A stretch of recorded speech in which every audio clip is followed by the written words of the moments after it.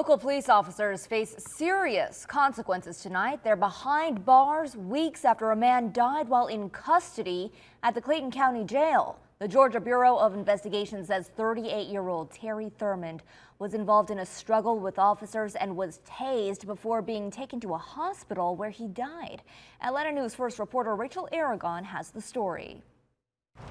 According to the Georgia Bureau of Investigation, Clayton County Jail inmate Terry Thurmond was attempting to jump from the second floor of the pod when other inmates and officers tried to stop him.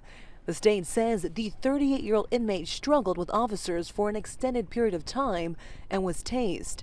On November 28th, the sheriff's office said they alerted the public about an incident involving a death of an inmate.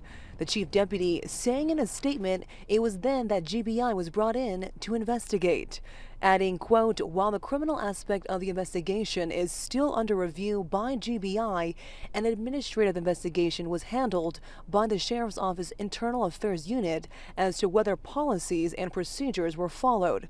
As a result, all employees directly involved were terminated for policy violations." Rachel Aragon, Atlanta News First.